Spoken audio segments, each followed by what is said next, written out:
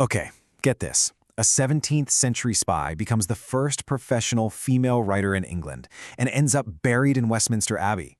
Let's dive into the absolutely incredible story of a woman who literally wrote her way into the history books. I mean, wow. That's a pretty powerful statement, right? And it's from Virginia Woolf, one of the most famous writers of the 20th century.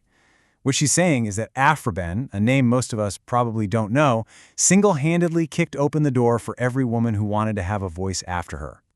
And that's the big question, isn't it? Who was this woman?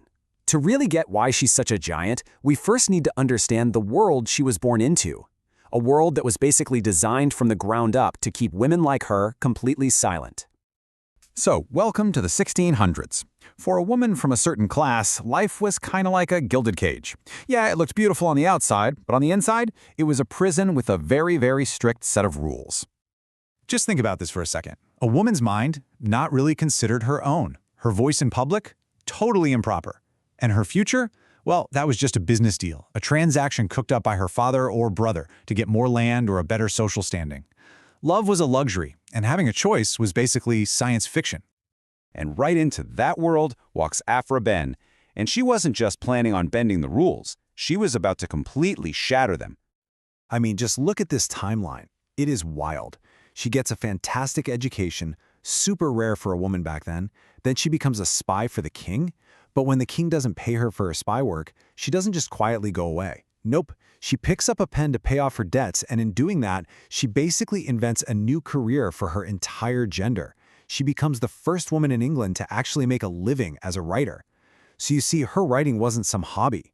It was a revolution, and it was born out of pure necessity. And her primary weapon in this revolution? The stage.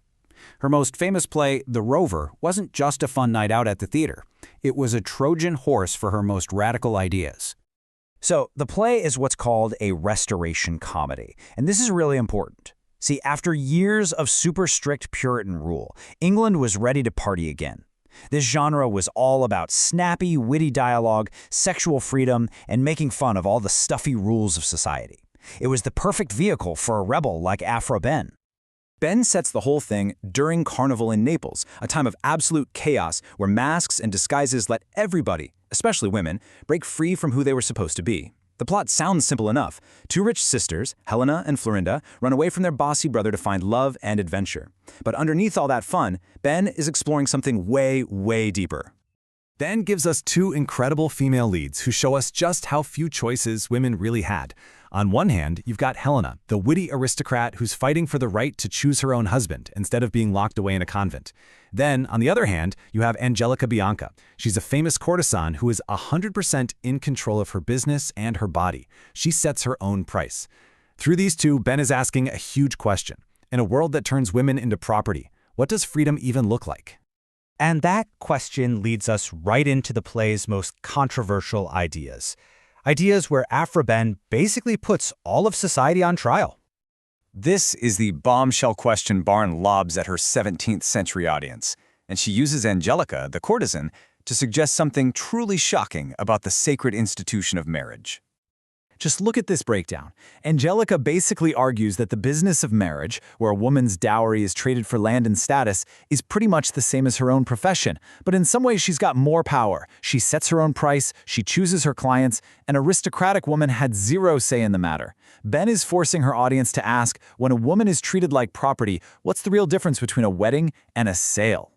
But, and this is a huge but, Behn was a realist. She knew that for any woman trying to find independence in this world, freedom wasn't just exciting, it was also incredibly dangerous. The play actually takes a really dark turn. The supposed hero of the story, Wilmore, gets drunk and tries to rape Florinda. And this isn't just a throwaway plot point.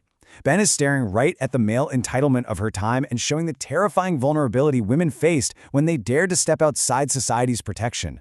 The freedom of the carnival is also the freedom to be preyed upon. So when we pull back from the play and just look at the woman who wrote it, we start to see the true shape of her legacy, an echo that has been bouncing down through the centuries. And now let's circle all the way back to that Virginia Woolf quote. We can see exactly how Aphra Behn earned women the right to speak. She put smart, funny, complicated women with their own desires right on center stage. She argued that a woman's value had nothing to do with a husband or a dowry. And maybe most important of all, she proved that a woman's mind could not only entertain a crowd, but it could also earn her a living and a permanent place in one of the most sacred buildings in all of England. And that kind of leaves us with one last thing to think about. Her plays tackle these messy intersections of money, power, desire, and a woman's right to control her own body and her own future.